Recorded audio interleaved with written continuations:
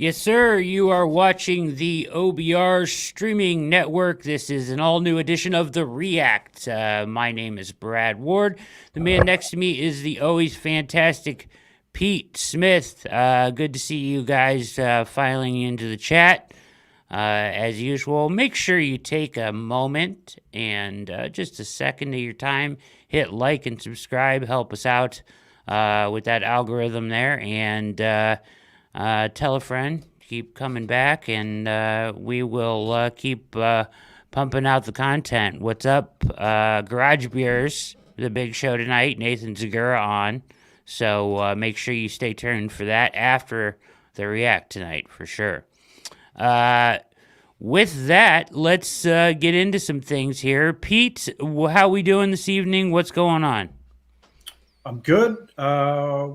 2 weeks away, and now we've got Ian Valentino up and running in addition to Sam Penix and Casey Kinnaman. So they all had articles come out today, so check those out.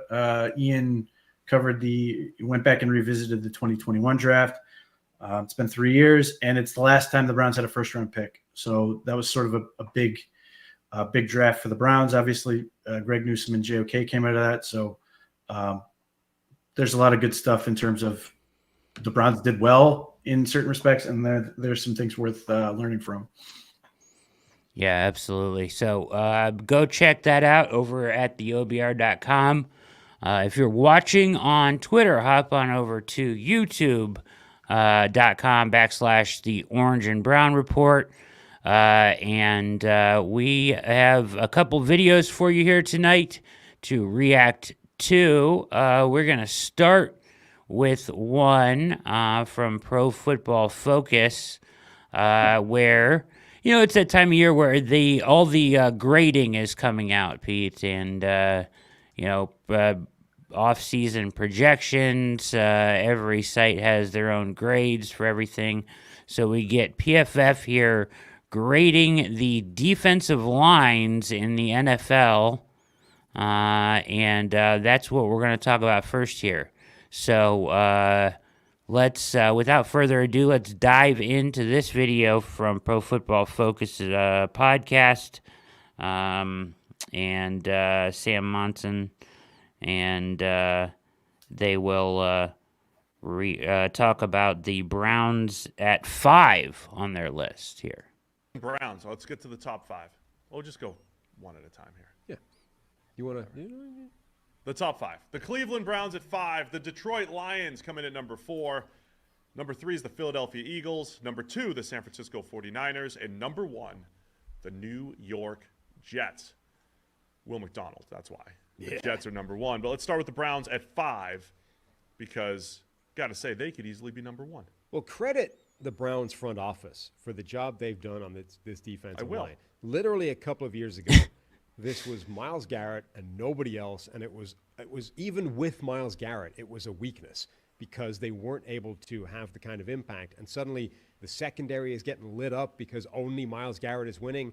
Well, since that, they have added a group of talent, and they now apparently have a top 5 ranked defensive line. You've got Myles Garrett. On the other side, you've got Zadarius Smith. You've got, when they kick to the sub packages, Zadarius Smith will go inside, and you've got Obo Okoronkwo on the other side as well. Maurice Hurst comes in, and okay, maybe he's never become the player that we thought he might, but is a good player, and certainly as a pass rusher. Dalvin Tomlinson is there. Shelby Harris is there. You've got young players as well who may or may not make an impact. Michael Hall, Isaiah Maguire from a year or two ago. It's a good group now. Yeah, I honestly think I might put the Browns at 1. 1? Wow. Yeah. Also, by the way, Siaki Ika, one of the, I think, 2 or 3 players who I run an official faster 40 time than currently in jeans and sneakers. Is that why they're at 5? Yeah. Because Ika's on the team. Because I can outrun Ika. I mean, you listed all the players, but Myles Garrett, I think, the best pure pass rusher in the NFL. Right? I think it's him and Parsons. I don't know. I'm just remaining silent. So is that a slight to Nick Bosa? It's a slight to TJ, of course. TJ's the best. Need a sack. Clean win. Finish when you need it, guy. Clutch. There we go. We should have asked Reef how he Is explains. TJ Watt clutch? How does he explain TJ Watt if clutch is such a small thing? But Myles Garrett, Zadarius Smith was number 5 in pass rush win rate for all edges over the last 2 years. So he's what? You just did quite a Porky Pig kind of thing there with Zadarius Smith. Zadarius Smith. Zadarius Smith. Just let me trying to get a good social clip here for the Browns. That would be a great one. If you clip that and then put it next to Porky Pig trying to say something, it would be perfect. See, I'm creating social media gold over here. You could be a TikTok star. There you go. Carry on. Zadarius Smith. Lost my train of thought. All right, Pete, do the Browns have a gripe here to be 5 behind the Jets, the Eagles, whatnot here? Do you think they should be ranked higher? They have an argument. I just don't know that it's, it's the point that they're slighted. Yeah. Because they do have some things that need to work out perhaps better than they did last year.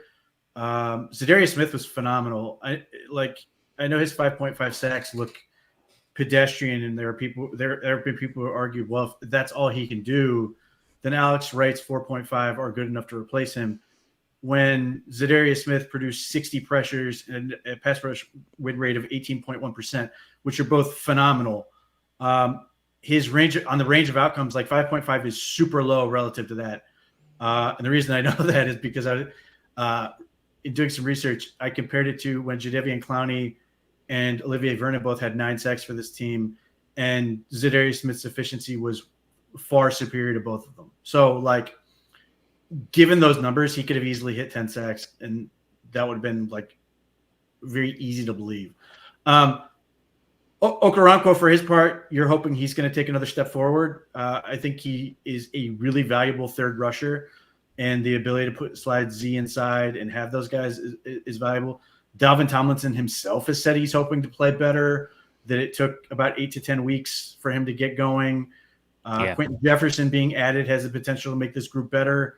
And then, we don't know what Mike Hall is going to provide, but those are all guys those are guys who can all be valuable. If Alex Wright takes another step forward, if Isaiah Maguire can be part of the rotation, I think the key with the Browns is they just have so many options for good things to happen, which I think the reason you can put them 5th is because all these teams have that. Yeah. I mean, if I was to pick a team, I might quibble the most with the 49ers maybe, because they picked up Jordan Elliott and Yetur Matos Gross. I don't think either of those guys is particularly – I mean, I didn't think Jordan Elliott was good here. So right. I don't expect him to suddenly be good there. Matos Gross doesn't do anything for me. So, I think that's maybe where I have a quibble. But the fact that they're in the top 5, they are – ahead of the rest of the division, good with me. Yeah, I think you could probably, switch this 5 around in any shape. What do you think makes them put the Jets at 1? Quinton Williams is phenomenal. Having that interior pressure is always super valuable. They've just got an endless supply of guys. Now, if you're going to quibble with them, it's over the contract situation they're dealing with the dude they just traded for from the Eagles. And the Jets basically seem to have this attitude, well, he'll be happy just to be with the lesser team all of a sudden, that it's going to be great. And no, he still wants his money. These are things that you have to work out. So those are real issues. They mentioned Will McDonald, who was awful to this point. If he can play better, if he can suddenly figure things out, they've got a lot of options. And I think Robert Saleh and Jeff Albrecht, the defensive coordinator, do a really, really good job of putting their guys in position to succeed. They're very creative in how they create to generate pressures. I think that's part of the reason the Browns like what they've got in Quentin Jefferson, who was just with the Jets and just had 6 sacks and 29 pressures and all these things with that. So, I think typically when PFF and these guys seem like they're doing this, they're looking more at the top end. And once you get to a certain point, with depth and lower end rookies, they basically just don't count them at all. Yeah. So I think that's where you can get tricky because the Browns edge group is phenomenal with those top three. I don't think it's unfair to question just how good the defensive tackle position can be. And that's sort of where I think you can get a little bit of a question mark. But yeah, I mean, if you want to pick apart a team like the Jets or the 49ers or some of these other teams, I'm not gonna fight you because I think the Browns do have an argument. Now, if the Browns play well, if those guys take the steps they need to, then they're going to be in great shape, which is all you can really ask for. It's weird, like Sam talks about it, and he's like, I feel like you could put them at 1. So obviously they didn't select these in order. Is this just what the PFF machine spits out based on rankings, you think? No, what they did was Sam Monson, huge Browns fan, and I think this is where he's trying to sort of not be looked at as a total Browns fan, that he's trying to push things down a little bit. But no, he had done a list a while ago, and then he came up and sort of the rest of the staff sort of weighed in on this, and that's how they got this sort of a average among opinions within the staff. Got it. Fumble says the age of the line keeps them lower. Do you think there's something to that? I don't think it's unreasonable to question that the Browns have Zadarius Smith in his early 30s. Galvin Tomlinson's about to be 30. Quentin Jefferson is in his 30s. That Shelby Harris is in his 30s already. Like, that's a fair question to make. I guess I just don't care in 2024. No. I think you can. I think you can suggest that there's the possibility that these guys are going to fall off at some point, and maybe this is the year. But I think if you're just looking at it, especially when you're just comparing it from last year, I don't know that I put a ton of weight into it, but I get it. Like, if you're saying that these other teams have brighter futures ultimately, maybe the 49ers are certainly younger, other than like Javon Hargrave. I think he's the only like resident old guy they have. So possible. I mean, like I said, it's not a big deal. Yeah. If you're going to supplement or add to your interior defensive line, the best players you're going to get on free agency are going to tend to be in their late 20s, early 30s, because not often are guys going to come see the market any younger than that, right? And then after their second contract, if they're any good. And when they do, they get $120 million. Like, it's not the Browns price raise. I mean, the Browns strategy, which has been effective, even if it has sort of an end point, I think, is that you picked players who were either older or older and had a super defined skill set. Quentin Jefferson is the ultimate example. A guy who can play anywhere on the front, up and down the line, has almost the same body dimensions as Eric Armstead. Armstead's just taller. But if you look at pass rush efficiency and like pressures and all those things, like, he's right there with Armstead. Great. But Eric Armstead is a far more complete player, which is how he gets $17 million a year, and Jefferson gets $4 million total. So yeah, that's sort of what you're trying to do. Is if you want to look at it like Moneyball, and you're saying in the aggregate we're going to get this number of skill sets that are going to work. Fine, and I think that's part of the reason that the Browns drafted Siaki Ika last year, drafted Mike Hall this year, drafted Juwan Briggs this year. Yeah, they don't want to continuously be on this treadmill. Like I said, so long as if supply continues to like work out that these guys are there and they're effective, great. But like at some point, you're going to run into a major problem, and then you put yourself in a position where you could suddenly be back to 2021 and 2022, where the defensive tackle position is god awful. So they are trying to get ahead of it here. The difference being that in addition to hopefully drafting better, that they have talent in place that's going to hopefully allow guys to develop in a way that is more conducive to success, as opposed to well, we got nobody else. Get in there. Hope it works out. Yeah. And it's crazy. I mean, to think about going back and how they've approached this position. I mean, the year before that, right? Like, they took a flyer on Malik McDowell and it worked out for one season before he got in trouble again, right? Like, that's it. Like, they work in those 1 year increments. In the interim. But you ultimately can run into a situation because then Malik McDowell gets into his situation, gets into that situation. He's just gone. They didn't have a way to deal with it. Like, they signed Taven Bryan, and that was sort of it. And, it was terrible. So, I mean, Jim Schwartz gives them enough credibility that they're able to recruit some of these guys more effectively, certainly.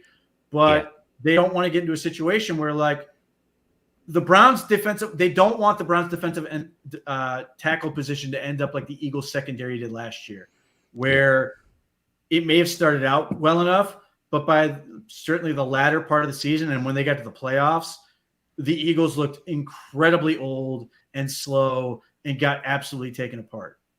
Yeah, absolutely. It's interesting. Yeah. So you hope these young pieces work out so you can avoid that, but it's interesting. And they've done a nice job to their point in bringing everybody back and even upgrading with Jefferson. So we'll take a look and see what else they have to say here as Steve is joking around about Porky Pig and whatnot here. So hang on. Obo Ogarakwo, too. You got that guy. Yeah. I love that trio up front. You got Das Wunderkind, Alex Wright. You still don't know my 1995 WCW jokes, but Alex Wright was a German sensation in WCW back in the day. But he's also a defensive end for the Browns. Yes. He gets to be edge 4 for those guys. Bring in Michael Hall as a second rounder. Maurice Hurst playing the best football of his career, like our Derek Barnett of defensive tackles. Yeah. Right? Who we liked 7 years ago and is better. I just think, and then Shelby Harris, like, they have a good group of, you've got star power and Myles Garrett, and then a whole bunch of players who are productive, but maybe underrated, right? Productive type of players. And so that's what the Browns have. So I like the high-end players that they have, and I like the depth. And I think they're one of the rare teams that has depth at both the edge and on the interior. So I would consider the Browns for the best in the league. You got them at 5.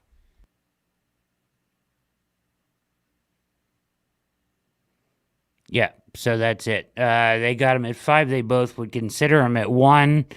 I think that's reasonable, to your point. And certainly depth-wise, they seem equipped. They go, 8 deep, right? 9 deep, 10 deep if you want to, rotationally across the entire defensive line where you feel comfortable with playing those guys.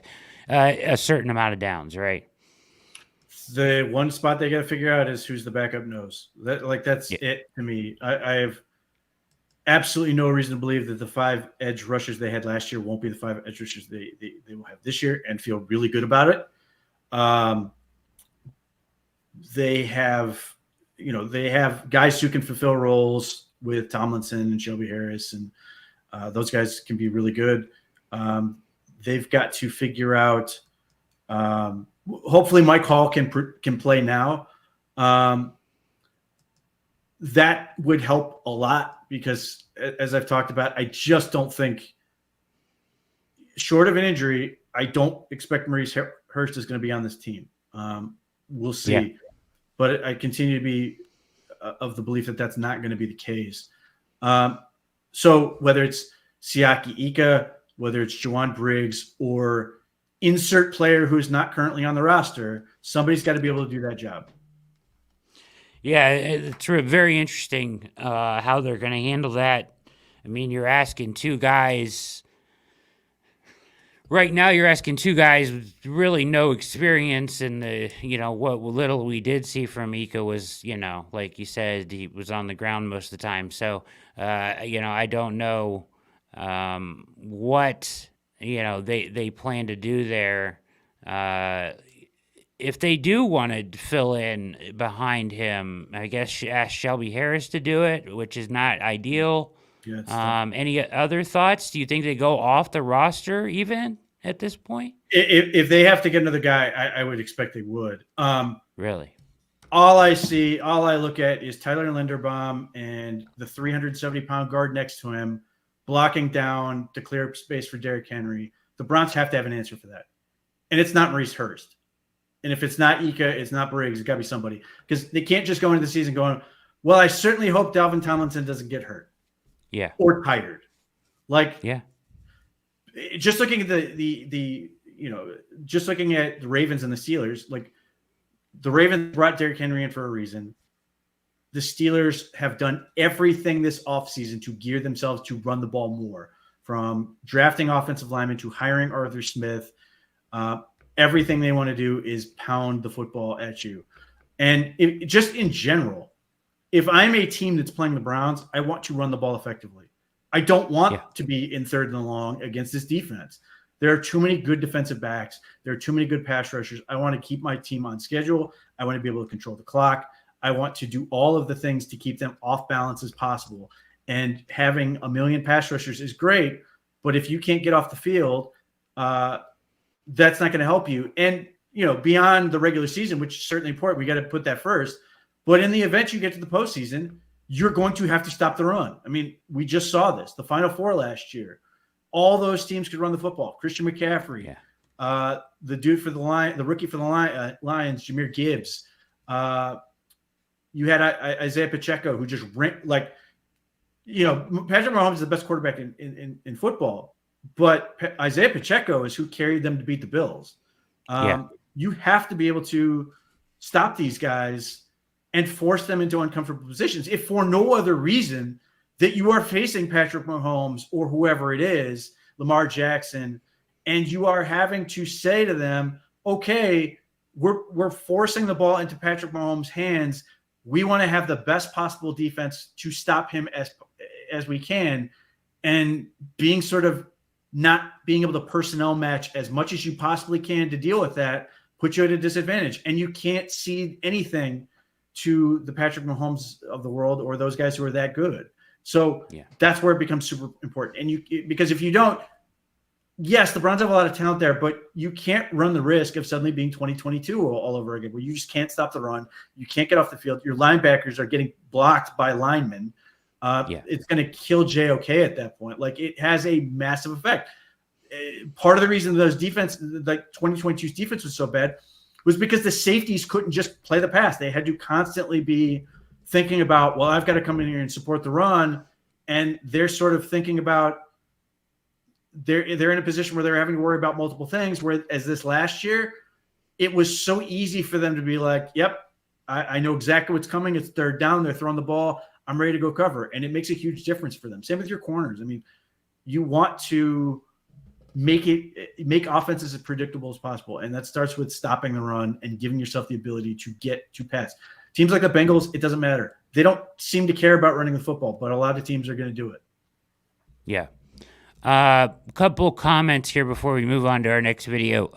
So both, and I think this would be a common theme, Pete, and you talked about Hurst maybe not making the team, but Charlie Chuck saying he would be pissed if Hurst didn't make the team. Larry saying the same thing. Me too, Charlie. So I think a lot of fans would be surprised and upset if Hurst didn't make this roster. Right, and it's not fun because Maurice Hurst was a great story. Yeah. He was very endearing. He plays with an energy level that makes fans very easy to get excited about. Obviously, the belly rub and all those things. And he did a bunch of good stuff. Unfortunately, he's now had 3 season-ending injuries in a row. And the other part about this, which is going to be reality if the Browns continue to be good, you're going to have to say goodbye to good players. And that's in this case, it's not just because we can't pay them. It is because you are legitimately saying, no, our roster is just better. Our roster is good enough that we can move on from Maurice Hurst and feel better about our overall team. And it's bittersweet in the sense that you don't want to see this dude leave because he was good. But at the same time, it's a good you thing. are excited about what that would mean for this team if they are confident enough to have him leave the team, that they feel that good about. I mean, Quentin Jefferson is just money. Like, he literally is being paid enough money that it's not going to matter. They're going to keep him.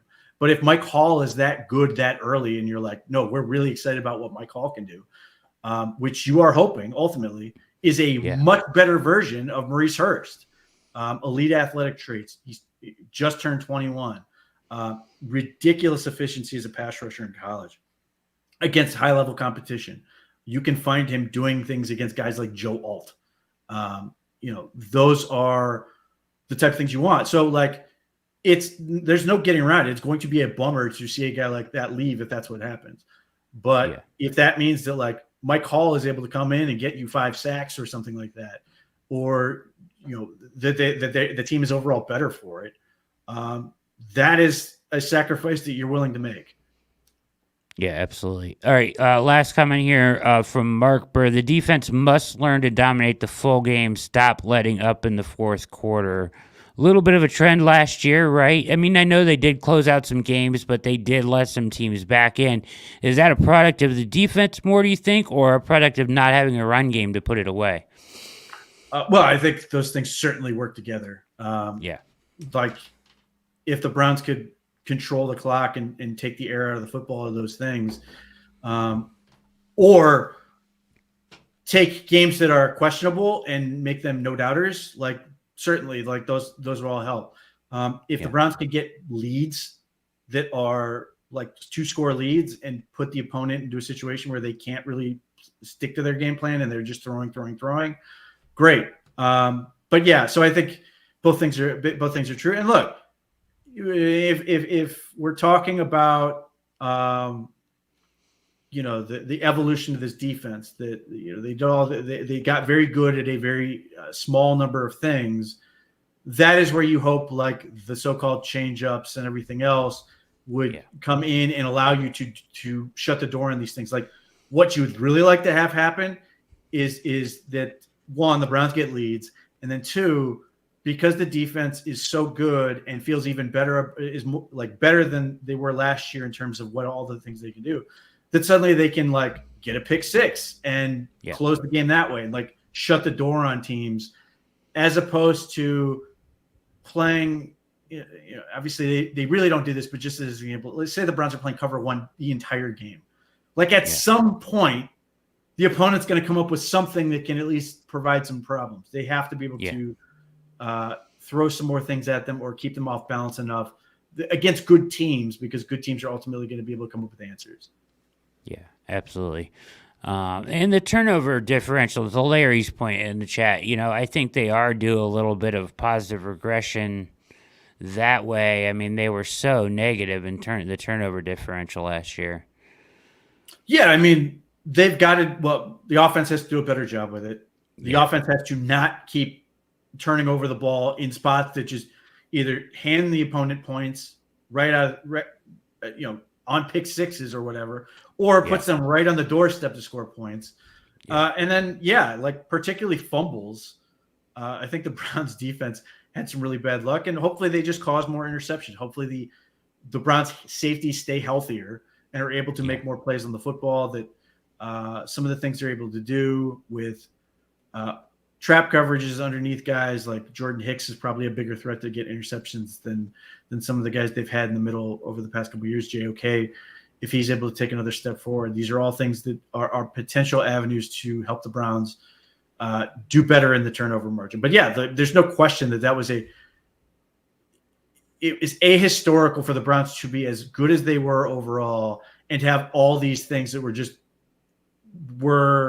should be indicative of a at best 500 football team.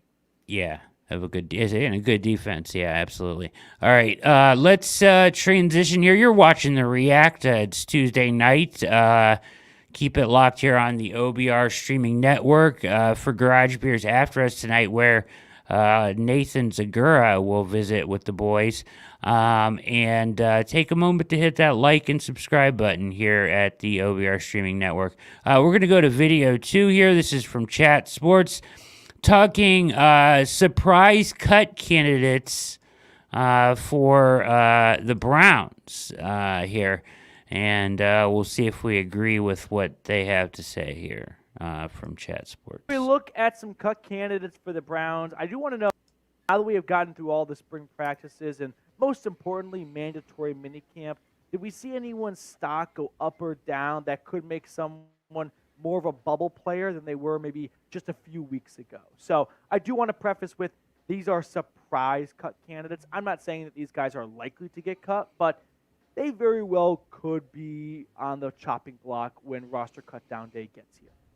First guy I want to look at is someone I did not expect to be talking about, but stick with me, and I think you'll see why we're talking about running back Deontay Foreman. So why would the Browns cut someone they just signed? That doesn't make sense, and you're not wrong for thinking that. But I do want to revisit a quote from Andrew Berry just earlier this week on NFL Network when talking about Nick Chubb, saying, one of the moments that we're all looking forward to is the first time he runs out of that home tunnel for his debut of the 2024 season. And if you really look at every single letter and every single word there, you can make the argument that he may be hinting towards Nick Chubb returning for week 1 against the Cowboys, since that's the first home game of the year.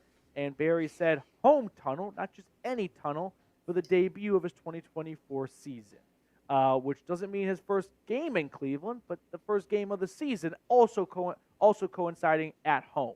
But let's get back to Deontay Foreman. So if Nick Chubb does come back on the much sooner side than maybe what the Browns were expecting back when they signed Foreman in March, that could make Foreman, replaceable.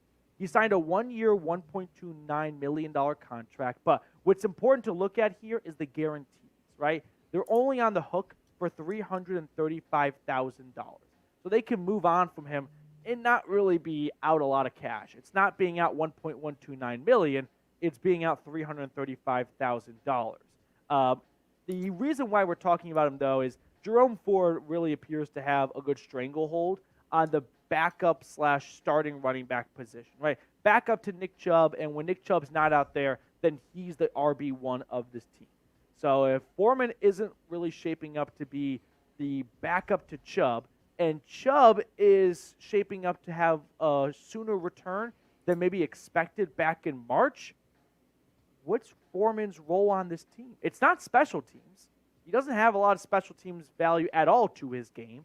We saw Jerome Ford and Pierre Strong Jr. and Najee Hines. They are kind of all penciled in to be this team's return guys. So now I'm kind of scratching my head thinking, well, wait a second. Let's just say Nick Chubb is back for week 1 against the Cowboys. When you look at this Browns running back room, do you need Chubb, Ford, and Foreman? Probably not, because if Foreman's not contributing on special teams, why not take someone that will, like Pierre Strong Jr.? Because Foreman's definitely not going to contribute on the field very much if you have Nick Chubb back. And I don't dislike Deontay Foreman as a player. Back in 2022 with the Panthers, he had 900 yards, 4.5 yards a carry, 5 touchdowns. He made something out of a really putrid Panthers offense. But I just circle back to no special teams value. Maybe Nick Chubb's back sooner than the Browns thought back in March when they signed Foreman. And Jerome Ford is already shaping up to be this team's backup/starter when Nick Chubb's not there. And now I'm wondering, so what's Foreman going to do other than collect paychecks, right?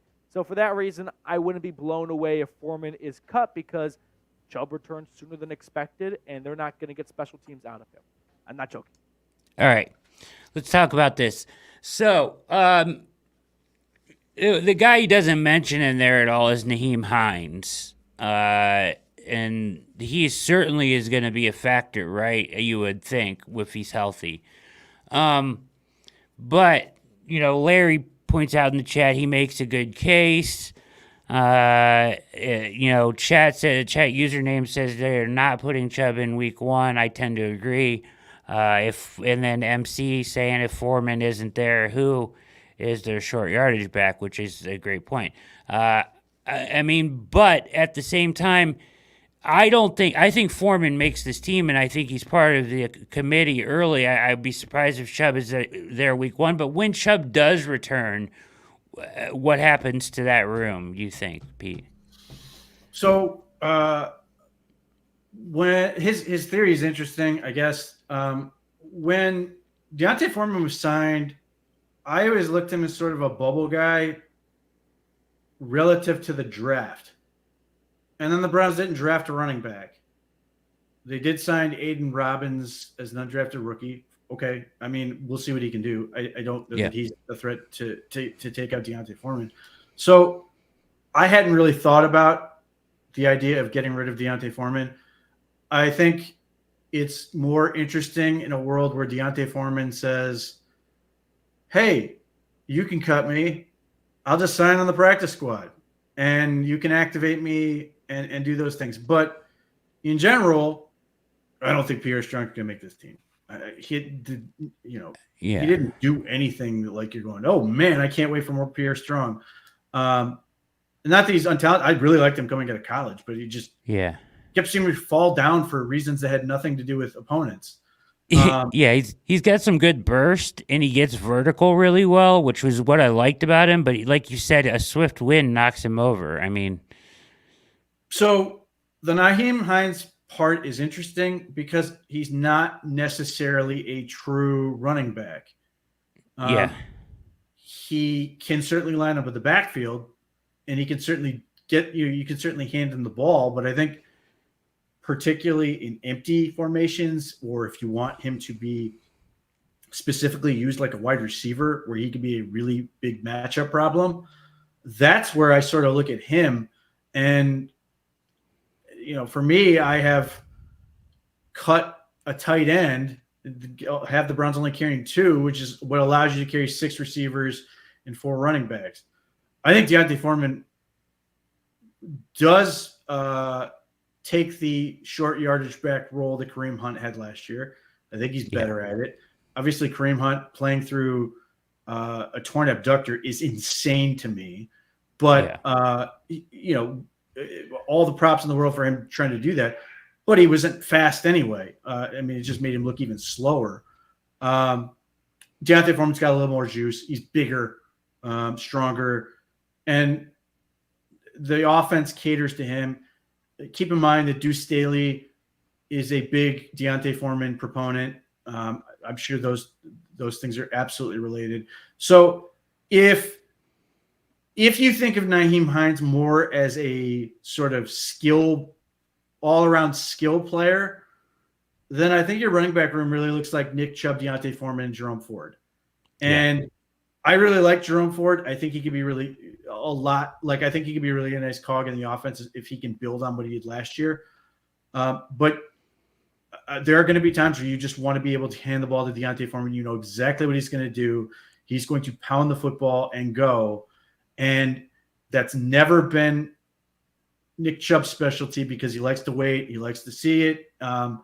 That's his game. Deontay Foreman don't care. Deontay Foreman is going to go, and particularly on short yardage, especially if the Browns, with Deshaun Watson, who has freely admitted he sucks at sneaking, Deontay Foreman may be that dude, unless you're going to put Jameis Winston in there. I'm not saying they won't.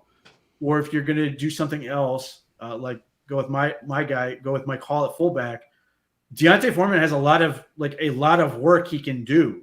I mean, Why not just – is there any good reason why you couldn't line up in the eye and put Foreman at fullback in that scenario and just give him a shorter porch? Like, there are a lot of things he can do. So I think it's interesting in a world where Deontay Foreman is then like, cool, I'll stay here, sign to the practice squad, and you can activate me since they changed the practice squad rules and how that works. And then, I suppose it's possible that somebody else suffers an injury. They can pay Deontay Foreman a whole lot of money to leave. So ultimately, I don't think it's going to happen, but I do think that's sort of an interesting thing. I think you just keep 4 running backs. And really, Najee Hines, again, he's more of an offensive weapon, and he's sort of a special teams spot guy on the roster. And I think the Browns can account for that. Like I said, I only have them with 2 tight ends. I think there's ways they can massage this because, again, we've sort of talked about, I don't think the Browns care about getting another tight end. Yeah. I think they basically look at it and go, our 4th receiver Najee Hines, Jerome Ford, or whoever is going to be better than who we might bring in as a free agent, or unless Trayton Welch is going to be that dude. I think they're comfortable with that. I think they will just lean into the fact that they're like, it's David Njoku or bust. And I'm okay with that because of their willingness to use linemen in those roles, because of their ability to use receivers in those roles. I'm not too worried about it. So I think that's where you can keep an extra spot, keep a guy. But I think particularly when the pads come on, as I've sort of talked about, he's, him showing up without pads on, like he should have shown up to OTAs in pads. Like that's just how that's all he does, to hit people, which is great. That's exactly what the Browns want to do. Like that's the ultimate, I don't think he's ever played in the AFC North, but like, the quote unquote blue and black division, that's sort of what Deontay Foreman is. Like he has a lot of use for it. And if the Browns offensive line can block better than they did last year, healthier and all those things, if Joe Bitonio is back to being Joe Bitonio, like Deontay Foreman can eat and create a lot of yardage. And like the thing we've sort of talked about is like whether they want to wait on when they activate Nick Chubb, or they just want to sort of like limit his carries just a little bit. Yeah. Deontay Foreman is a perfectly capable back to do that. And you have Jerome Ford. So I think like the Browns want to have a capable running back room sans Nick Chubb, but they want to have Nick Chubb to just make it that much better. Yeah, absolutely. Yeah, it does. It feels like that. It feels like Ford, Hines, Foreman, and then Chubb when he's back, right? And you make it work that way. I would agree that Pierre Strong is probably the odd man out here. I would love Pierre Strong in the practice squad. That would be fine.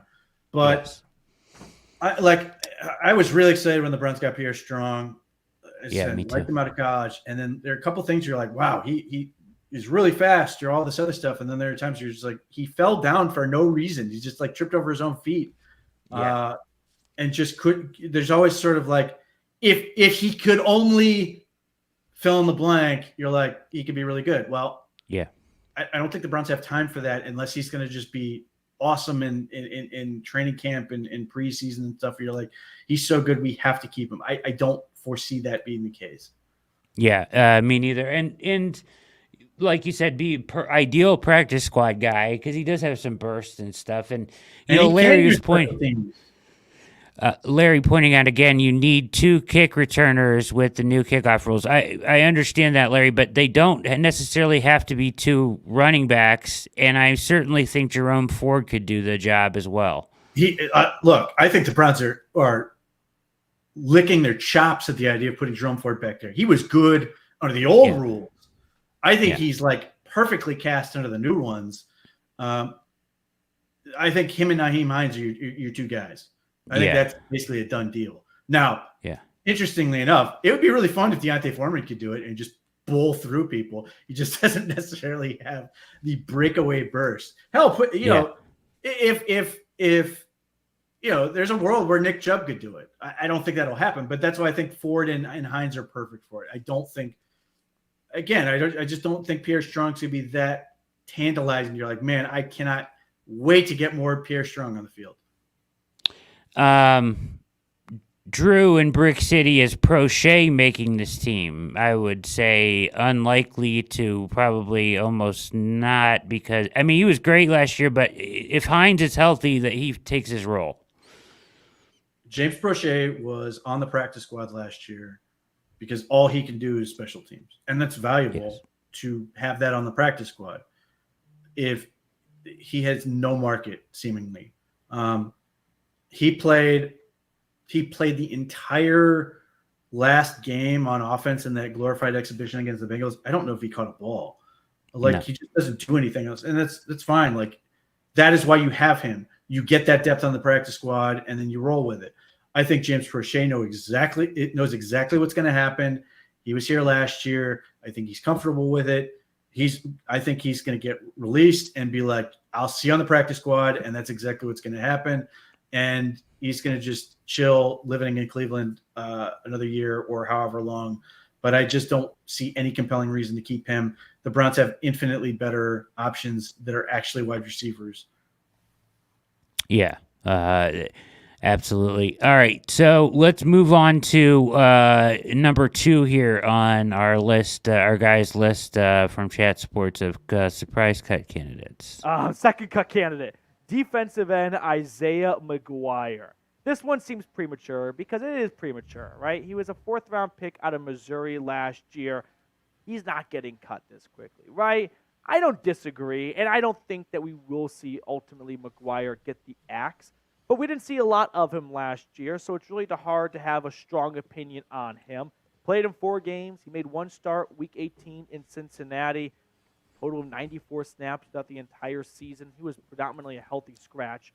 But when you look at the Browns' defensive line room, they didn't make a whole lot of changes, which is kind of good and bad for Maguire at the same time, right? They didn't add anyone new, but they also didn't let anyone go. So Isaiah Maguire, going into his 2nd year, finds himself in the same spot he was last year, behind Myles Garrett, Zadarius Smith, Okoronkwo, and Alex Wright on this depth chart. So if you're not moving up and you're staying still, you can make an argument you're moving back. And that's where I could see a path where maybe Maguire, despite it only being his 2nd year, maybe they decide we don't need 5 defensive ends and they go a different direction.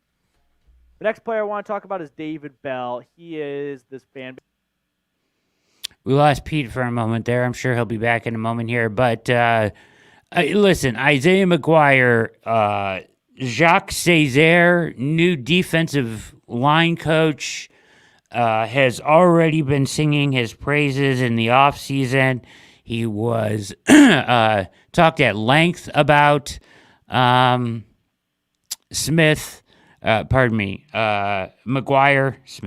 Isaiah Maguire, as he is, guy he was really excited about.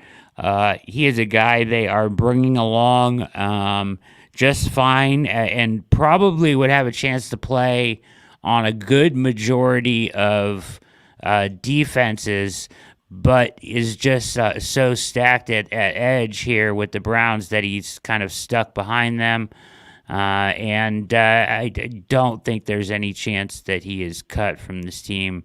I think that, Pete, I just kind of mentioned that, Jacques Césaire talked a lot about Maguire this offseason and how high he is on him. And I just don't think that he's going to be cut. I think he'll be a part of the team. He's only going to be 22. Had fantastic production against the SEC. He's a power player, explosive. The only thing he really doesn't have is agility. He's not a guy who's going to bend the edge. But, you can be a very good player and a very good fit for what the Browns want to do without that. I think we are unaccustomed to having players sit and develop. But, I love the Isaiah Maguire pick. I'm really excited to see what he can do when practices start rolling and the preseason gets rolling, because he could do everything right and still end up being the 5th defensive end because of the talent on the Browns, which is what you want. You want to be so good that you should have good players that can't find their way on the field. Or if they have an injury, he can step in there and play. There is virtually zero chance he's not going to make this roster. I don't, unless he just walks up and punches Jim Schwarz in the face. I think he's going to be on this team because he's exactly what they want. You want, as we started talking about the defensive tackles, the Browns want to get young guys to sort of carry this thing over. They've got to find, whether it's Alex Wright or Isaiah Maguire, they need one of those guys to sort of eventually be able to replace Zadarius Smith. Yeah. I think he's perfect for what this defense wants to do. I think I just really like what I saw from him coming out of Missouri. I think there's just a lot of talent with him. I liked him better than his teammate who just went in the first round. I think he has a chance to be a very, very good football player. It doesn't mean he's going to be a Pro Bowl or anything else, but just in terms of a guy who can consistently be an effective part of your defensive line, I think he can do that. I don't rule out the possibility he can't be a long-term starter that ultimately can replace Zadarius Smith eventually, He's the type of guy you want to have as your fourth and fifth the end, because the Browns have the 3 top guys who they expect to be impact players. And then they've got 2 young guys to sort of develop behind them. Ideal situation. There's no reason not to have it. The Browns want 5 DNs anyway. They have multiple guys, including potentially Maguire, who could kick inside because of the way he plays. He's perfect for what this team is. Like I said, cannot wait to see what he looks like in preseason, because it would not surprise me at all if I just can't wait for the preseason in general, and because the Browns can be rolling out with a defensive line that is Isaiah Maguire, Alex Wright, Mike Hall, Siaki Ika, and then rotating Juwan Briggs, and you're just like, yeah, I want to watch this. Give me this. Yeah. Both the offensive and defensive lines are super interesting for me. The preseason wide receiver is interesting for me in the preseason. Like, this isn't, the Browns have gotten to a point where you're like, this was no different than DTR last year, where I was really excited to see DTR play last year in the preseason, and he was great in the preseason. A lot of fun, incredibly risky and all that. But and then you were like, hey, the preseason's over. I will see you next year, DTR. And if only it worked that way. I'm excited to see these guys. I'm excited to see the Jamari Thrashes of the world and David Bell and Cedric Tillman, because they're going to have to play these guys. Yeah. And that's a great opportunity for those guys to get work. So yeah, I cannot wait for that. That's going to be fun. Yeah, there's so many guys and so much talent down the line on the roster that it'll make the preseason actually quite enjoyable to watch some of that play out. All right, let's move on to the next one here. Faces next Anthony Schwarz, also a 3rd-round pick, and of course also a wide receiver. But the 2022 3rd-round pick out of Purdue has been pretty quiet, to put it bluntly, through 2 seasons so far with the Browns, 6 career starts throughout 31 career appearances. The issue is that he has actually seen a decrease in his usage. His first year with the Browns, he played 47% of the snaps on offense. Last year with the Browns, he played 20% of the snaps on offense. So we're seeing a decrease in his workload, and we're seeing the Browns continue to draft wide receivers. So when you look at the Browns wide receiver room, let's say the Browns take 6 wide receivers: Amari Cooper, Jerry Jeudy, Elijah Moore, Cedric Tillman, and now we start to get some bubble guys. David Bell is not going to be there for special teams. James Crochet can help out a lot more in that area. You got Michael Woods, Jamari Thrash, he's a lock. So Cooper, Jeudy, Moore, Tillman, Thrash. I've got 5 players, if all healthy, making the 53-man roster, which means Bell, Woods, Darden, Crochet are all going to be battling it out for the last spot. And if one of them is a big contributor on special teams, and with the new kick return rule, that's going to put a lot more emphasis on finding good return players. David Bell may be the odd man out. I also don't feel like we're going to see David Bell get released. Last year for Cleveland, he did kind of have a strong end to the season. He ended on a high note, couple of touchdowns in that Bengals game. Overall in the year, 167 yards, 3 TDs.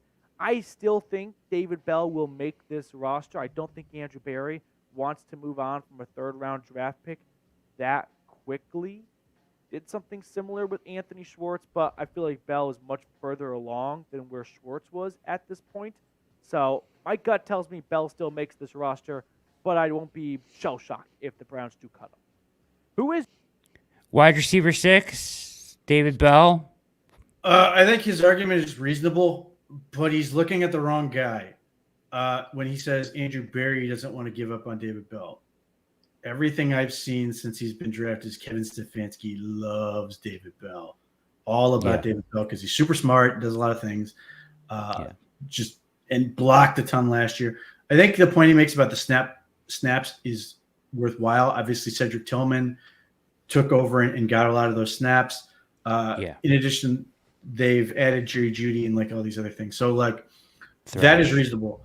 I would disagree with the idea that David Bell can't contribute on special teams. He has. I also think he could be good on the kickoff return, the way it's going to be done, because he's a big dude. The Browns have shouted him out by name in connection with choice routes. I think they are hoping that he can be the Jarvis Landry clone, or bigger, stronger version of Jarvis Landry. That I never understood why they drafted him to do that, but that is the only explanation. So I do think it's not unreasonable that he could be beaten out. The question I have is, if Kevin Stefanski still loves David Bell because he's smart and does all these things and might be the greatest fourth down receiver I can think of off the top of my head right now, that's contrasted against Michael Woods, who did himself no favors by getting suspended for reasons I still don't know last year while he was hurt. But Michael Woods can play special teams. Michael Woods is a big guy. He's he's 200 plus pounds because all the Browns receivers basically are. Has more of a deep viability than Bell does, obviously, but like I would say that most people think, uses his strength downfield to create separation. Well, there are things that make him interesting. He does sort of stand out in terms of physicality in practice. So the Browns were like quietly excited about him, his rookie year, and then a whopping 5 catches. So I don't know, but I would say that like he's the guy that stands out to me that would be the greatest threat to David Bell to unseat him. Yeah. Him suggesting, I think the interesting part with David Bell could be they don't cut him, they trade him. That there are teams out there that just don't have enough wide receivers and need a guy. I'm not saying the Browns would make this trade because I don't think they would, but if David Bell was released, the first team that would probably be trying to get him is Pittsburgh because they don't have any receivers. There are a lot of teams in this boat. New England jumps out that needs receivers and has the connection of Alex Van Pelt. So it's not impossible that maybe he would get traded and that would sort of be the reason that they move on from him. But like he's going to have to fight it out. I mean, there's no question. Like I think he's right. Those other 5 guys are locked in. I do think Jamari Thrash, short of doing something incredibly stupid or just being awful, is going to make this team. Like, they like him for what he's the one guy who's been added to this team through the draft anyway, since Ken Dorsey was hired. So that is through the lens of Ken Dorsey's in the building. What is he sort of looking at with these guys? They like Jamari Thrash, and he can do some of the stuff in terms of choice routes. He's a guy who can get open with separation. He's a guy who can play inside and outside. There's a lot of things that they like about it. So David Bell, it's not impossible. I know there are any number of fans who want to pack his bags and move his stuff for him. But I would tell you that like there is guys who are smart, do their job, and just do the little things, which David Bell does. That goes a long way with coaches and teams.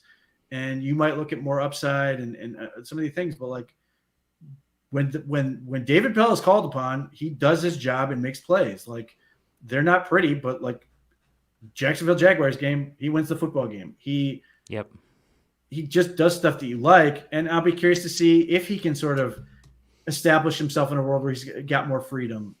Can he sort of become that guy who's sort of able to use his size and strength to create a little bit more separation in this offense where he can be a shorter option?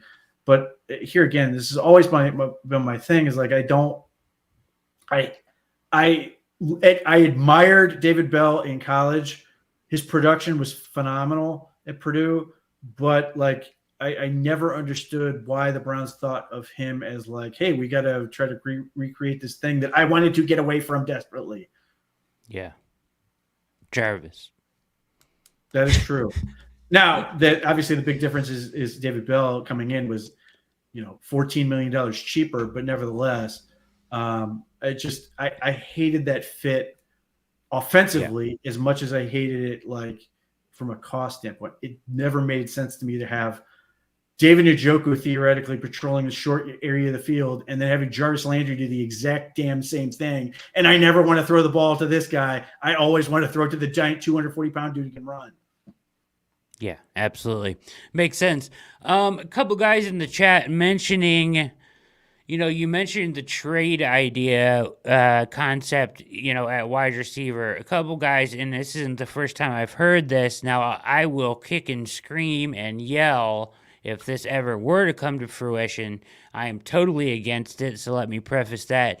But guys mentioning, would the Browns ever consider trading Elijah Moore at this point, being in his final year, if they got a good offer? I hate it. I'm a huge Moore fan. I want to see him excel with the Browns, but I do see the angle. I think you'd have to define good offer, because otherwise, no. There's no sense in doing it. Yeah. If I should say, no sense in doing it right now. There's a world where it would make sense in season, but right now, because he costs nothing, the Browns need all the cheap guys they can get. Elijah Moore has a skill set that is valuable. I think he has a skill set that is valuable in this offense that they want to run. Yes. He gets open. He just gets open all the time. And when he's had opportunities, he's made big plays. The 2 times he's been the number 1 receiver for this offense when Amari Cooper was out, he was great. Played great, yeah. And then he got injured, obviously. But just a terrific receiver in terms of talent. I would like to see it work for him. But fast forward, we're by the trade deadline. Jamari Thrash and Cedric Tillman are crushing it.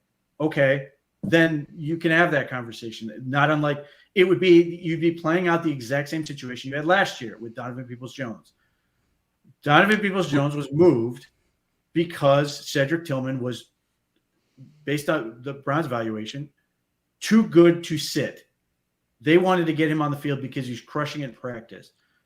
And so they make the move to trade Donovan Peoples-Jones to create that space. They get something out of it because they also made the calculation, as you might be with Elijah Moore, he's not going to be back. So they get something for Donovan Peoples-Jones. Cedric Tillman goes in. So let's say Jamari Thrash is so impressive that they're like, okay, like there's an offer here. We're going to take something as opposed to, we're going to take something and we're going to get a player we feel really good about. I don't know how likely that is, but I suppose it's a possibility. But like overall, I suspect they're going to keep Elijah Moore. Another guy I think they really, really like. I think he's a coach's dream in a lot of ways. Because he's just psychotic in his work ethic and how seriously he takes this. It makes it very easy for you to root for him to have success because he works so hard at it. So I don't think the Browns are in a hurry to do anything with him, and certainly not like before roster cut down. Yeah. Agreed. Hope they don't do anything with him. All right. We're going to skip over this little portion here. Let's see if we can get to the next, which tackle is Siaka Ika. If I'm power ranking these 3 guys on screen after Deontay Foreman to get cut, Siaka Ika is probably towards the top of the list. And Siaka, if you're watching, I'm sorry. For me, it's just a numbers game. Look at the defensive line. Let's count them out together. Guys that we know are going to make their roster. Dalvin Tomlinson, Shelby Harris, Quentin Jefferson, Michael Hall. That's 4 defensive tackles. The Browns last year only took 4 defensive tackles. They've never taken more than 5 with Andrew Berry as the GM. So that leaves Maurice Hurst, who I think is going to make this roster because he was awesome last year. And then there's Siaka Ika. Look at me, everyone. How does he make it? Like, there's 6 guys right there, and there's at max 5 spots. And I think Hurst should get that job over Ika based on the way Hurst played last year. So how does he make the roster? For a reason we all forget about. Injuries. Injuries. As a society, and by society, I mean football nerds that watch content in the summer, shout out to you, we get so wrapped up in roster projection. And it's like putting together a wedding invite list, which I'm currently in the battle of doing right now.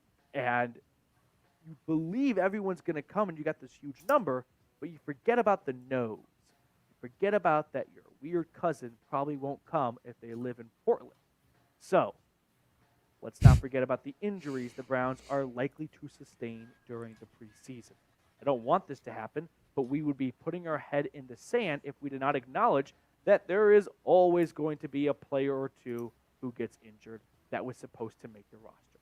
Last year, Jakeem Grant, Michael Woods, Jacob Phillips. 3 guys that You asked me well before the season, are these guys going to make the roster? I say yes to all 3. 3 roster spots open up because of that. The year before that, unfortunately, Jakeem Grant again, Nick Harris, and Dawson Dean. 3 guys that I would say are all making the roster. So at the moment, it may sound impossible, but we do have to remember there are injuries. 5th and final surprise cut candidate. We had him in our last video. Any comments about Ika? We kind of covered that already a little bit. Only that he's looking at the wrong injury. Like, yeah, injuries could happen, and that's certainly something that could come up. But to me, it would be opening the spot for Hurst. You need insurance for Dalvin Tomlinson.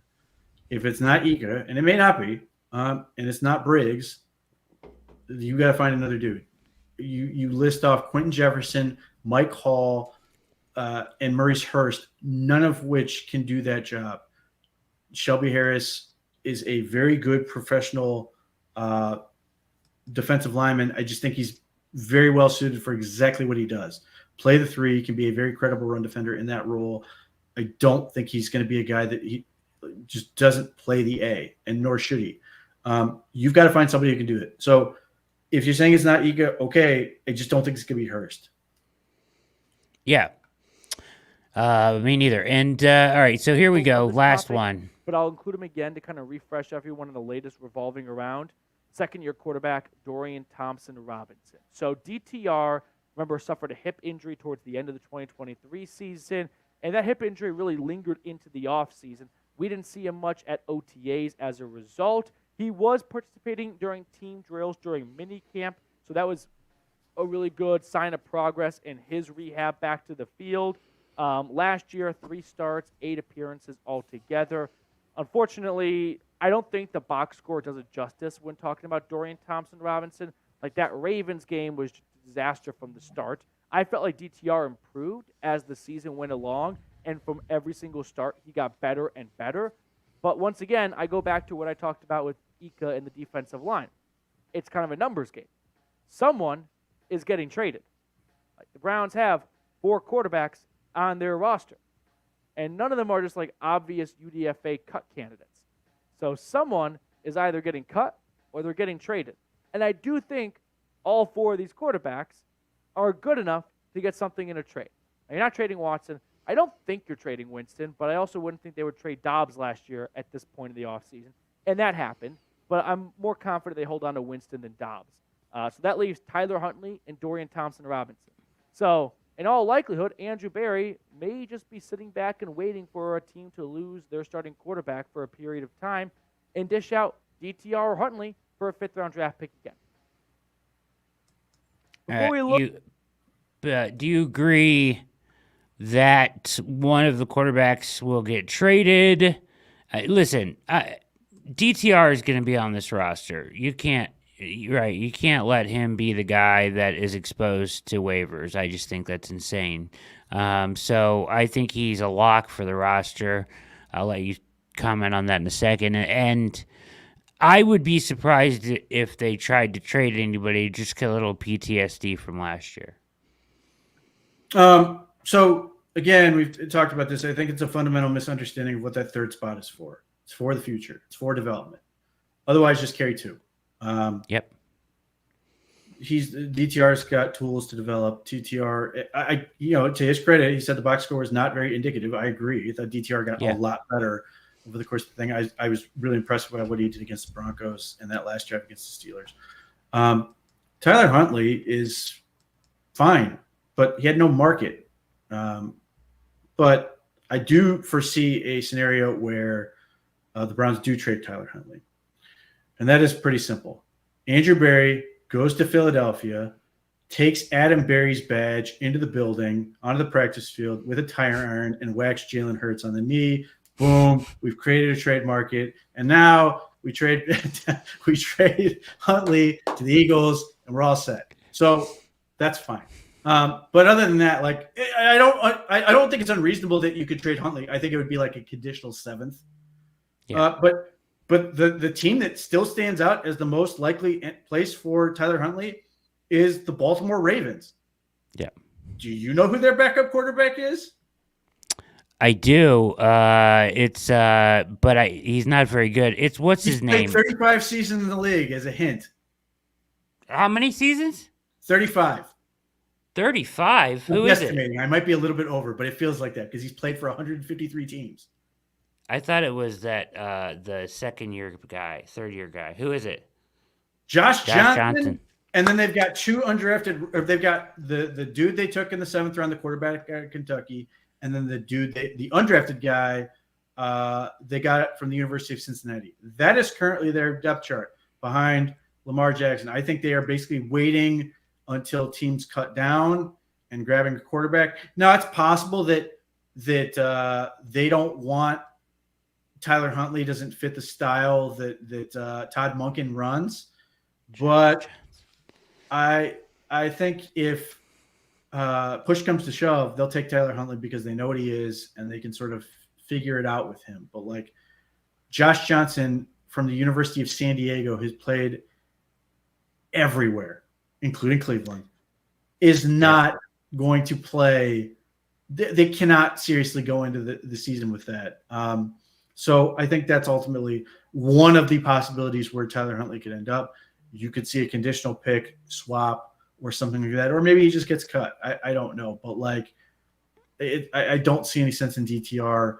Like I saw too much that would want to see. They still want him to be the long-term backup. They want to get off of the having to sign backup, a backup to real money every year. They want to make it cheaper. They want to have a guy with continuity who's been here in the system, a guy who can play the same offense as the starter. DTR can do all of these things. It makes all the sense in the world. I have always viewed Tyler Huntley as taking this opportunity. Yes, he's competing, but really he's here to get better and try to audition himself for everybody else. Yeah, that makes a lot of sense. Now, it is Josh Johnson, Devin Leary, and Emory Jones are the other two. Devin Leary from Kentucky, Emory Jones, the well-traveled Emory Jones. Yes. I thought they had Malik, what's his name? At the Titans. They do, and he's a wide receiver. What? That's insanity. That's what the Patriots messed around with him initially. I mean, it's possible that maybe the Ravens this seems insane to me in the NFL that you would be like, hey, take all the reps at wideout. By the way, our starting quarterback went down. We're going to have to go to throw you back at quarterback. Malik Cunningham, to me, was a lot of fun out of Louisville. I would have taken him as an undrafted rookie, but now he's on the second team. So, yes, Malik Cunningham operating as a wide receiver for the Ravens currently. So, it's bleak. That is wild. He's listed as a wide receiver behind Devontae Walker. Wow. Okay. Deontay Hardy, Tylan Wallace, Rashad Bateman, Nelson Aguilar, Zay Flowers. Yeah, hold on to that list. Keep that list in your mind. Keep that list in your mind because it's going to become relevant here relatively shortly. All right, here we go. Let's go to our final video of the night. Take a moment, hit like, hit subscribe. Hopefully you've enjoyed the show. It just takes a moment of your time. That's Pete Smith. I'm Brad Ward. This is The React. We'll get to our final video of the night. As usually we like to finish it out with the Ultimate Cleveland Sports Show tonight, debating PFF's results on... I guess they did. They took each position of the from the AFC North. Like, what team would you select for wide receiver, for offensive line, defensive line, secondary, etc. And that's where we get into this debate somewhat about whose secondary is better, the Browns or the Ravens.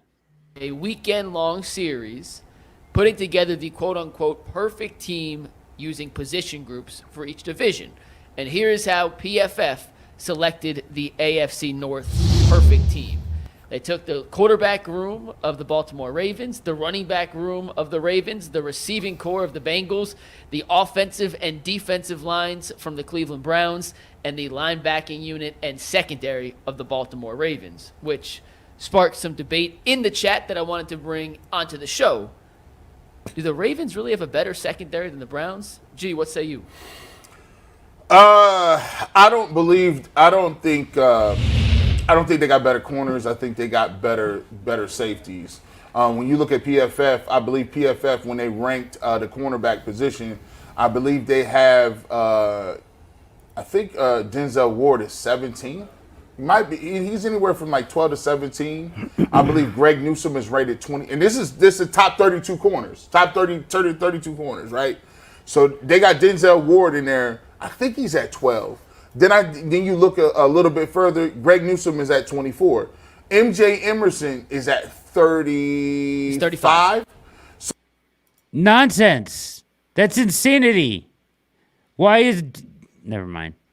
I'm going to throw a fit. And MJ Emerson at 35 is absurd to me. Sorry. Comment? No? I mean, I think he's great. I think the way they grade corners is a little more subjective. Like, I understand the way they do it, but like, I think there's more room for interpretation, like in terms of, if you look at like grades for corners, you can have guys with really high grades that aren't very good, or vice versa. It's just because it's such a naturally volatile position, you can end up all over the map. Yeah, I just think if you look at his other statistics and a lot of what he did last year, he was top of the league in a good number of metrics that really matter at defensive back. So just found it wild that I feel like he's being overlooked, but we'll continue. So you take a look at that. Like, that's like 3 out of the top 35 corners in the entire league. So when I'm looking at it, I'm like, nah, Humphrey is dope. I think Hamilton is a superstar. He is a monster. He's huge. He's fast. He can play the ball. I think he's what's up next. He's a monster. But if I had to take the total approach, I got to go with the Browns corners. I would take the Ravens safeties. Before you chime in, Earl, just to clarify those PFF rankings, G, when they did their top 32 cornerbacks, Marlon Humphrey was 16, Denzel was 17, and Newsome was 24, Emerson 35. Yep. No other Ravens were on the list. When they did their top safeties, Kyle Hamilton and Marcus Williams, both in the top 5 for the Ravens. Excellent. Grant Delpit, 22nd for the Browns. 22. I think in the end they decided the gap was bigger at think safety too. for the Ravens than it was for corner for That's the Browns. what I thought too. Clearly the Browns have better corners, but I think they decided the Ravens' corners were closer. Because Marlon Humphrey, when he's healthy, is as good as Denzel Ward. They're both excellent. Definitely the Browns have the edge at second and third corner, but the Ravens have a pretty big edge at safety. Their safeties are both very special. And that's exactly what I thought. And look, you're splitting hairs. Yeah, right. Like, okay, if the Ravens woke up tomorrow and they found out that the Browns secondary is theirs, and we woke up tomorrow and found out that the Ravens was ours, I think we'd both be fine with that. Yeah, right. You're right about the safeties probably overpowering the corners for the Browns. Here's my takeaway from all this. Where do the Steelers have an edge? Nowhere. Wait, before we get to the Steelers, I want to hear. When was the last Earl's time take. that could be That's true. said? That's Before true. we talk about the other ones, Earl, what do you think about the secondary in particular? You're the only one that chime in on that. I mean, I think everybody, when you look at it, G laid it out perfectly. The Browns have 3 of the top 35 corners in the entire NFL. They have 1 of the top 30 safeties in the entire NFL. What Baltimore has at safety is absolutely crazy. Hamilton G reminds me a little bit of Sean Taylor. The way he's built, the way that he plays the game. Nice. We know, what they got in Williams as well. So, I mean, I would give the edge to the Browns. Of course, I'm a bit biased, but, I mean, either way, I can see it going either way, to be totally honest with you. The crazy part about it is if you check out PFF, I talk about this a little bit in the episode of the Ultimate Browns coming up today. Rodney Hickman is actually, you take a look, he only played a certain amount of snaps, but he's rated higher. I remember you told us that earlier, I think. He's rated higher than Grant Delpit and Juan Thornhill. That is correct.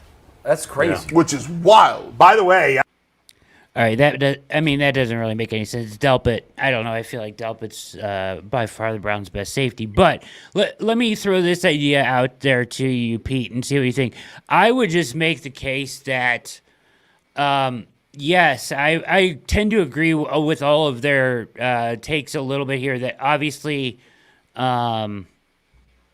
the Ravens' safety room, or at least their top two safeties, are special, right? And are better than the Browns. Although I do think Delpit is a rising star. Although I think it's probably more important in the NFL to have better corners than safeties. So I would say that the bigger deal to me, and based on how they're ranking this, they aren't taking this into account. It's just based on raw ranking and who ends up higher. I think defensively, you want to have as few weaknesses as possible. You don't need to have stars everywhere, but you need to not have holes, because ultimately the opponent will find you and get you, take advantage. So in that sense, I would take the Browns over the Ravens, because I grant that the Ravens have better safeties, but the Browns' safeties aren't a hole. Juan Thornhill is a safety. Grant Delpit is a good safety who's just coming off a Pro Bowl year. And they have obviously depth. And again, as I keep saying, I don't think PFF really takes into account all that much with depth. But they have the corners to go the whole way. The top three are good, but they also have other corners that can do that. The Ravens have Marlon Humphrey, who's very, very good when he's healthy. And they just drafted the kid out of Clemson. Nate Wiggins. And if he's good, so be it. But like Arthur Millette and some of these other guys are not. Like, if you're the Browns, you are trying to target these people and exploit them. And that is ultimately the problem, and why I would take the Browns over them. But like, the Ravens win sort of on pure star power. Marcus Williams is a good safety. Kyle Hamilton is a star. Marlon Humphrey is arguably a star. I think when you have that many guys that are on sort of that level, okay, and I can sort of see it, like maybe that's your preference, but ultimately I would take the more no holes on defense approach that the Browns have, which is why part of the reason they're so good is you can point to different games and go, well, okay, Greg Newsome got picked on this game, or linebackers got picked on this game, whatever. But ultimately, like, the Browns can consistently put out 11 guys who you don't sit there and go, he does not belong on the football field. And I think that's why part of the reason they've been so good this past year, and why I continue to believe they will be good this coming year. I think that's a great point. I didn't even think about that into account, and it's a great point that there is no holes there, especially when you're accounting for the Browns' safeties being deep with Rodney McLeod and whatnot as well. There, who's basically a third starter, and you can even look at Hickman a little bit like that. And to your point, now, so this is how our lads has their corner room going. They actually have Marlon Humphrey at their nickel, which I don't think makes any sense, but Brandon Stevens at their right cornerback and Nate Wiggins at left cornerback. Then Arthur Millette. They also drafted TJ Tampa, right? So they took a couple higher draft picks. TJ Tampa in the 4th round. I think he was projected to go a little higher than that. Didn't he fall in the draft pretty far? Some people had him quite a bit higher. I think his athletic off the top of my head, I think his athletic testing was crap. I think for me, he was a guy I had crossed off the list for the Browns, so I didn't pay attention. But I know there were people who I think had him as like a top 50 guy. But not for me. I just kind of looked at it like, hey, when teams are looking at, premier positions, corner is considered a premier position while safety is not, right? Depends on how you run your defense. The Browns clearly put more value on safety than other teams do. But yeah, I mean, like, just like where the money goes, corners get more money than safeties do. So yeah, I think there are teams that like if you roll consistently with the box safety, you probably don't think that much of that position. You're probably not willing to pay a whole lot of money for it unless you're the Seahawks, and then you're willing to trade 2 first-round picks for an edge safety. But like for most people, it's the free, and then if you play really 2 safeties like the Browns do, like Grant Delpit is so good because he can do everything that you would all want from a safety. He can play deep, he can play a tight end. He can play in the box. He can blitz from the slot. He's an excellent run defender when you want him to. If you put him in the box, he's like having an extra linebacker down there. Yeah. He just does all those things, and that's what makes him valuable. Like you look at what he's done in matchups against Mark Andrews of the Baltimore Ravens, and like you're like, wow, he is a big time player in that regard. So it's and then you sign him to the contract, and I know Jack Duffin was pissed. But like what has followed is like Xavier McKinney got a huge payout comparatively, and the dude with the Bucks, Antoine Winfield, got a huge payout that makes Delpit's contract look relatively pedestrian. By contrast, Delpit's getting paid. It's like $12 million a year, so it's a lot of money. But nevertheless, we've already seen people sort of already go way above it. So it's interesting. To see where it goes, but like Juan Thornhill had a nightmare season last year with his calf. I expect him to play a lot better. I'm excited about what Ronnie Hickman could potentially be. That certainly adds to this. I would love to see a situation where the Browns feel so good that they can have Ronnie Hickman and Juan Thornhill split the back end and have Grant Delpit be essentially like a joker type player, whether it's covering a tight end, blitzing, operating as a linebacker, whatever. That is very interesting to me. I'm curious to see if we'll ever get there, but time will tell. It's very interesting. I believe, if I recall correctly, the Browns drafted Delpit, and then right after that, wasn't the safety you just named from Tampa drafted directly after him? I want to say Antoine Winfield was gone before the Browns picked Delpit. But I could be wrong. The one I'm still bitter about is 2019 when legendary GM John Dorsey selected Greedy Williams over Juan Thornhill, who I was pounding the table for at that point. But I'm fairly sure Antoine Winfield was gone in like the 30s. Really? I could be wrong on that. But I could have sworn it was like Delpit, Winfield. Let me check. I was pounding the table for Delpit too, so yeah. I was rooting for Winfield, but I'm glad we got Delpit now. I actually like him better, but either way, what year was that? Let's see here. That was 2020. That was 2020. I believe. Yeah, 2020 second round, right? Let's see here. So.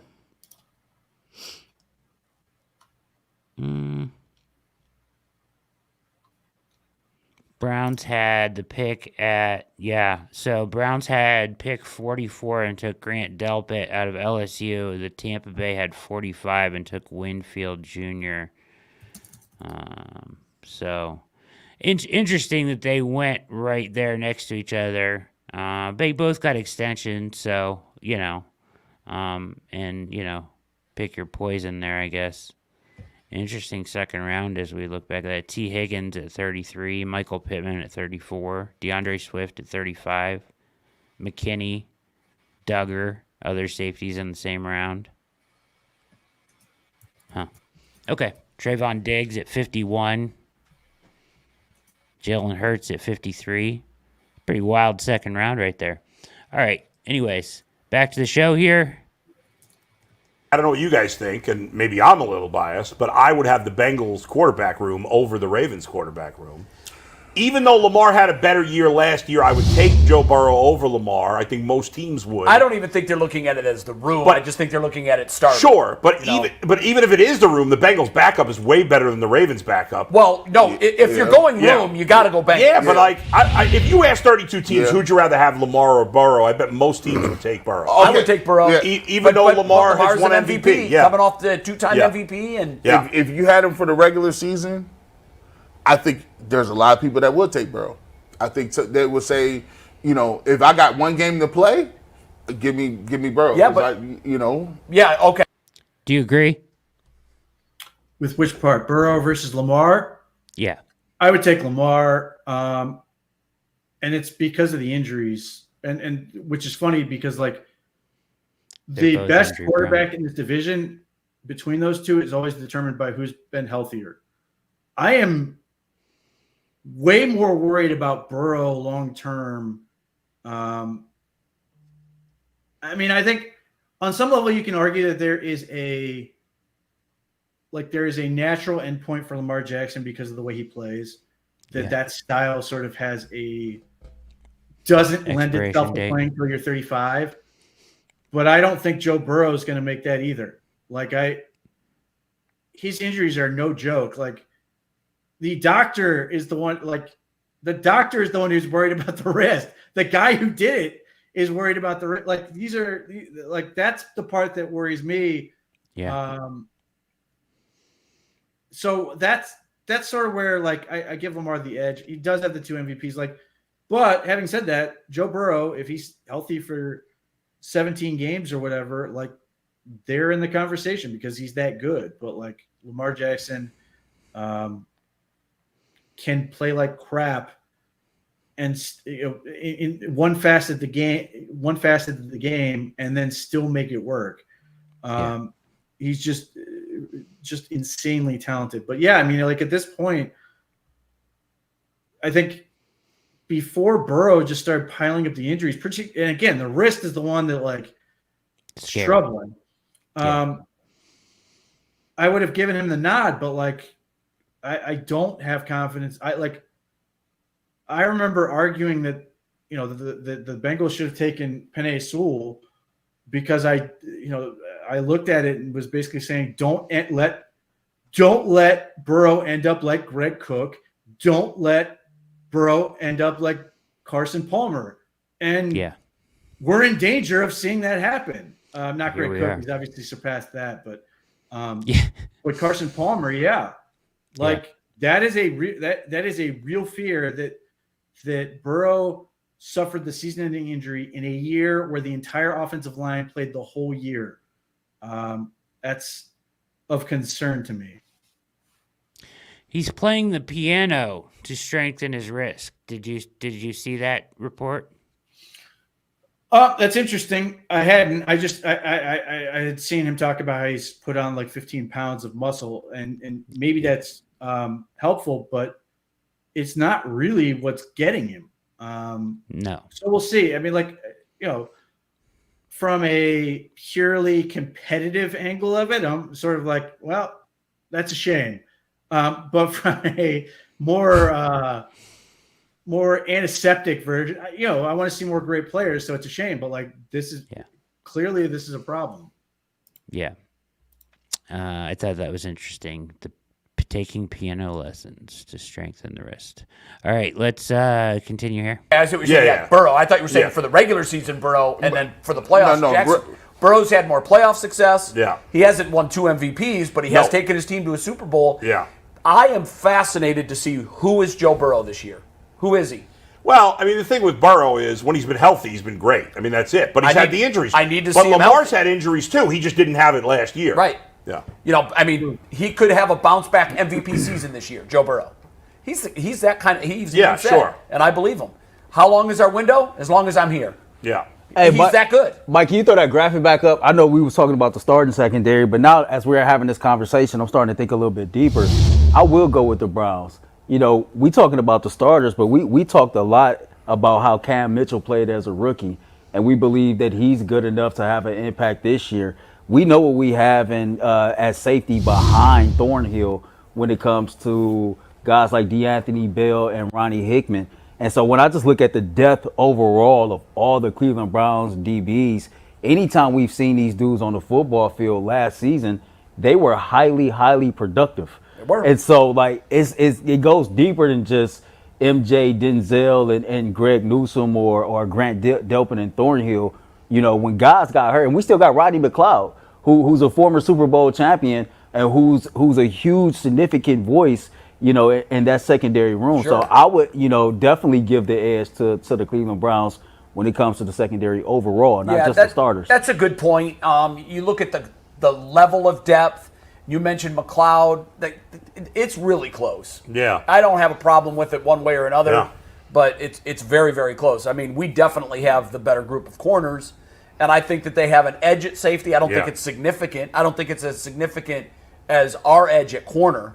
We go deep at corner. Like man. if an opponent split out 4 wide, the Browns ain't pressed. No. You know what I mean? No. They can match up man-to-man 4 wide with anybody, and I think that's a great problem to have in today's NFL. Do they have the best offensive line? Are we buying that? Because that was The Ravens lost 2 starters on their offensive line. Yeah. The Steelers' offensive line has not been very good. The Bengals' offensive line was improved last year, and they've added 2 key pieces this year. But on paper right now, I'd probably take the Browns, yes. I like our depth, too, at offensive line. We there's showed it last year. Yeah, I think there's a question about defensive line. Are they better than the Steelers on the defensive line? I wondered about that, too. I mean, you got Miles and TJ Watt. kind of cancel each other out. Right. You know what's Like, they got a better – Cam Hayward's better than any of our D tackles. He's the best second, PFF loves Zadarius Smith. They do, yeah. They got him rated very high. Like, I think he's like top 13? Top 12, excuse me. Yeah. They got him rated. His pass rush grade is crazy. So that kind of, and then here's another guy that they love. He's not listed on the depth chart as like 1, 2. He's actually listed 3rd. But when you look at Maurice Hurst, they have him rated as like a 10, 11 type guy when it comes to, just because of his pass rush ability. They got him rated the highest interior defensive lineman for the Browns. They got a lot of guys that PFF likes, and I think the Browns' offensive line has a lot of upside. I think it's dependent on DeJuan Jones. They obviously, what the 2 centers are going to do. Poaches is solid. The only weak link I would look at is probably Jed Wills. But he played a little bit better at the end. He still needs to step it up. But I would probably edge the Browns' offensive line. I think the Bengals did an excellent job of, doing their due diligence to make sure that they protect their franchise quarterback, Joe Burrow. I've seen them make improvements on their offensive line over the last couple of years. So they clearly understand the assignment. They know what type of time it is. But when it comes to the Cleveland Browns, I love the versatility. Andrew Berry loves guys that can play multiple positions.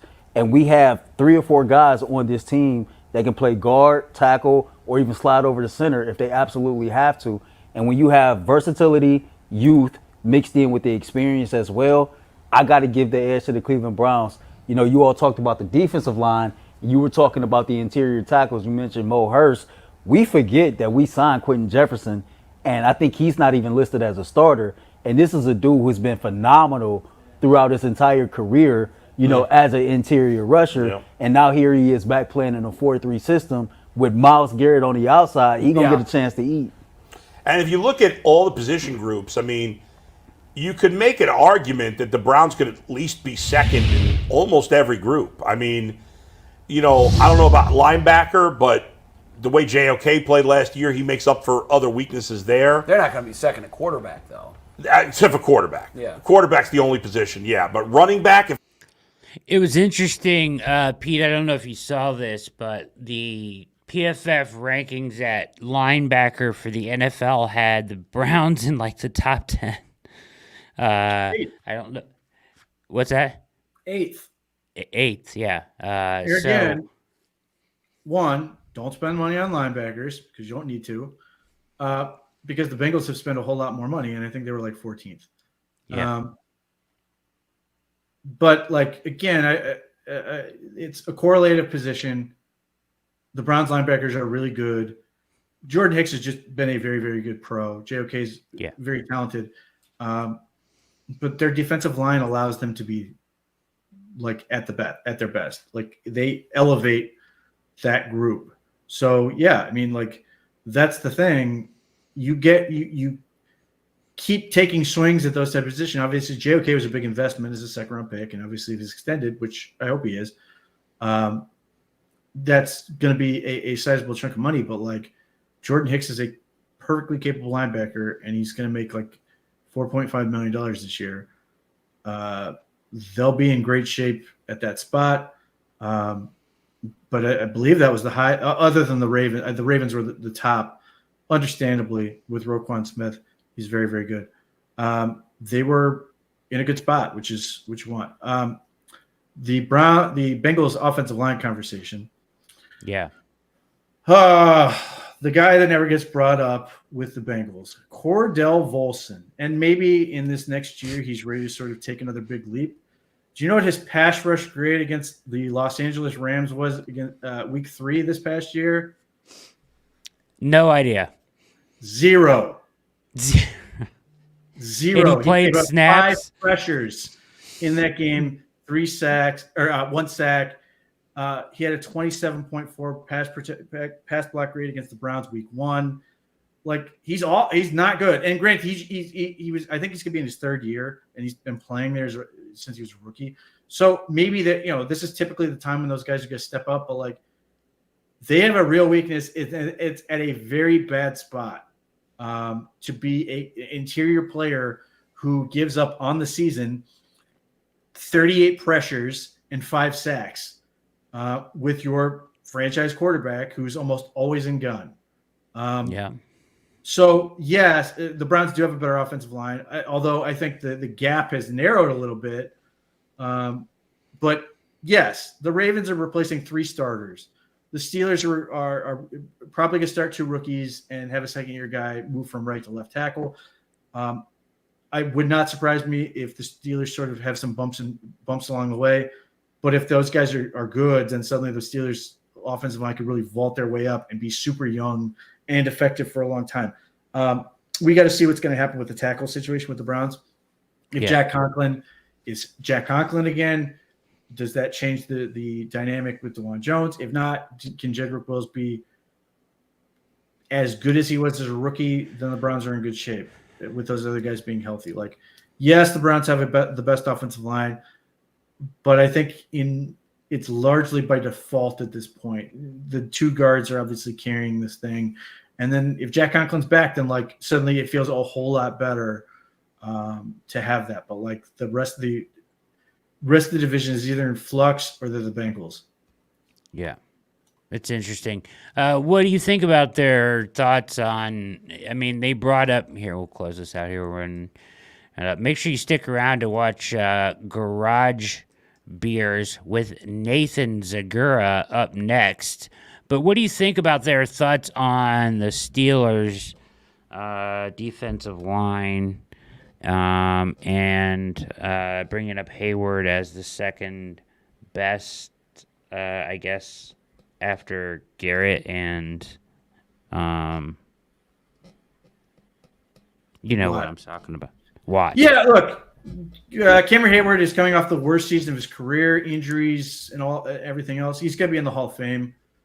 If he plays, if he can get back to being Cam Hayward, he's phenomenal. Has been a giant thorn in the side of the Browns.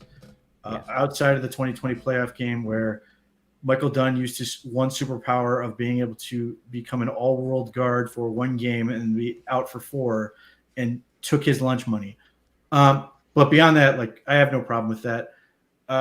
And Alex Highsmith is also very, very good. Yeah. They've got Benton, who's very, very interesting, was impressive as a rookie, could be very good. They've also, and Larry Ogunjobi's still there, who's fine. They've also got a lot of Jags. I think they still have like Isaiah Loudermilk or some of these guys like that. I'm curious to see what happens with Nate Herbig in his second year as that pure speed rusher. He had a nice, didn't play a ton of snaps, but had a nice rookie year in terms of being able to produce a surge.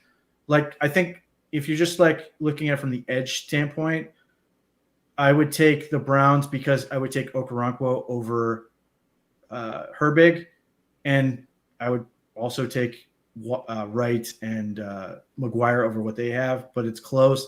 Defensive tackle, it's like it's challenging because Cam Hayward is sort of up here, Keanu Benton might be getting up there, and then like everybody else is sort of lower, whereas the Browns just have a more solid throughout with their group. What about the Ravens' defensive line? They, I guess, I guess Adafe Owe they have here as a outside linebacker. Yeah, so he's in the 3-4 or whatever. But Michael Pierce, Justin Madubuike obviously is amazing, and then Broderick Washington, Brent Urban. Yeah, he's been there forever. He was drafted in 14. Travis Jones. He strikes me as maybe the kind of guy the Browns would need to play nose or something like that. But Rashad Nicholas is the other guy. Their defensive tackle position is really good. Their edge is a giant question mark. Yeah.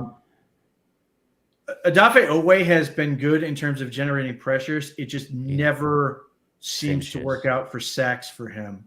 Yeah. But like after that, Kyle Van Noy had a good year for them last year. We'll see if he's able to retain it and keep up that level of pressure. But like David Ajabo, who they took, who was injured, has done nothing but then get hurt again. So like they are really hurting in terms of that edge position. They obviously lose to Jadeveon Clowney, who takes the bag and goes back to Carolina on the Tepper tax. And not having Mike McDonald raises questions about how good that group's going to be or how they're going to sort of make that work. I was blown away by how good the Ravens were with largely, taking the Browns approach with defensive tackle and just throwing edge pieces together and getting it to work. I don't know if that's going to work again. Maybe Owe can take another step forward. Maybe Ajabo can stay healthy and he can give them a boost. But it's a major question mark for them, and I think it's going to be a spot where teams look to exploit them. But they're tough up the middle. I mean, their whole defense is the spine. Defensive tackle to Roquan Smith at inside linebacker, and Trenton Thompson's at inside linebacker, and then behind them they've got Kyle Hamilton and Marcus Williams. Like that's what makes that defense work. They've got to prove that they've got everything else. Obviously, they've tried to make efforts to improve the corner spot, but edge is a question mark. Yeah, they drafted. They went back to the well at Penn State, right? And drafted Adisa Isaac. He's from Penn State, right? I believe. Yep, another guy who just runs really fast and tries to turn the corner. Good hustle player. Again, we'll see if they can get something out of it. I mean, there are plays to be had doing that, but I think there's a lot of question marks with him. If he can develop, then maybe he can be something. But yeah, I think the Ravens are trying to combat a lot of losses, and that's a position where maybe they don't have enough. Maybe they look to make a trade somewhere and try to really get. They have a tendency to like bring in seemingly miraculously bring an impact player in from nowhere. So that may be the move for them. Yeah. They seem to be involved in the latest version or latest iterations of free agency every year, adding to their roster late. All right, so that's going to be it for us tonight here on the React. Hope you enjoyed the show. Good stuff, breaking down the roster as we are just 2 weeks out, as Pete pointed out earlier. Listen, make sure you stick around. Nathan Zagura on Garage Beers next will surely be entertaining. Hit the like button, hit subscribe, do the same thing when they go live here in about 5 minutes. It's a jam-packed night here, on the OBR streaming network. Any parting words, Pete, before we get out of here? Just check out the content that we've got up there, and then next week I'm planning on doing something that these guys were doing, but I plan to do the whole division at every position group and ranking them. So we'll see how that shakes out. But like that is my attempt to sort of provide further clarity on how to sort of handicap this division and where I think people are sort of really misevaluating where teams are good in this division. Yeah. But so there's something to look forward to, I suppose. Yeah, absolutely something to look forward to. Keep it locked at the OBR for content, wall-to-wall, covering everything as we get closer to the Greenbrier and shows here every night. So stay tuned for Garage Beers for everybody at the OBR. For Pete Smith, my name is Brad Ward. This has been another edition of The React. We are out.